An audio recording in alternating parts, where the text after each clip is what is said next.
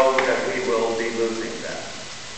Now, of course, we all know that we are mortal and we live for only so many days and so many years, and that eventually we do lose those that are close to us, or they lose us, depending on who goes on first. But that is part of the human condition. But can you imagine the disciples being at the Last Supper, having had this memorial service or meal in which Jesus proclaims that this is his body and his blood that he is sharing with them. And I suspect at that point that they are getting some dawning awareness that this is an announcement of some sort, and then he lays it on them even heavier. He says that I soon will no longer be with you. You will no longer be seeing me in the same way. But those who love me, they will see, and I will reveal myself to them. It must have been dawning on the disciples at that point that Jesus was giving them an intimation of events that would soon quickly evolve and end up in his arrest, his conviction, and his death. What they could not have foreseen, and at first could not believe, was that then there was the resurrection, that Jesus rose from the dead and was to live with them and for them forever. Now, when we have someone that we really love deeply, oftentimes we can feel in the sense that when they leave us, they have left a part of themselves with us. Now, it could be something that is physical. My grandfather, George William Smith, left me this watch. He was a very important person in my life. He was my mother's father, and he lived until I was age 16, so I knew him very well. And I have this watch as a keepsake, or an heirloom, as we might say. But you know, eventually, things wear out.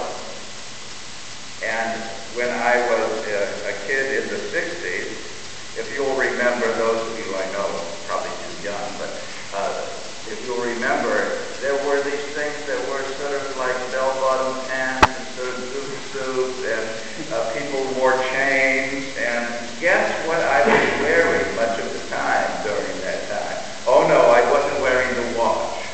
I was wearing the chain, though, and I discovered over time that this was a gold-plated little jackknife. Well, I wore this out.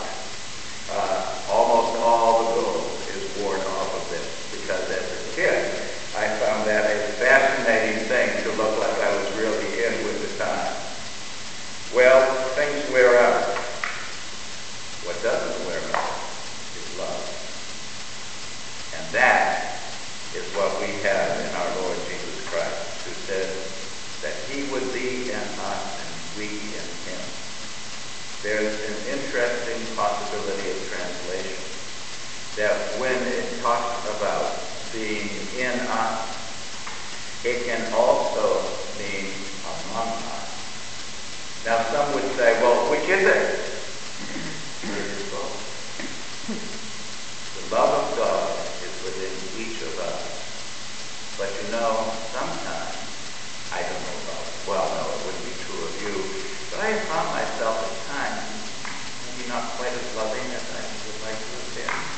Maybe at times I might have found myself a little irritable.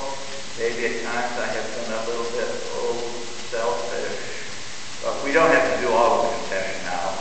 But the point being that because Jesus said he would not only be in each of us, but also among us, we are there when any of us fall. We are there, and we will be picked up because the Spirit, the advocate that Jesus has promised to us, gives us the strength as a community to surround those who have stumbled and to lift them up and to continue to walk in journey with them. Jesus said he would be within each of you, and he said that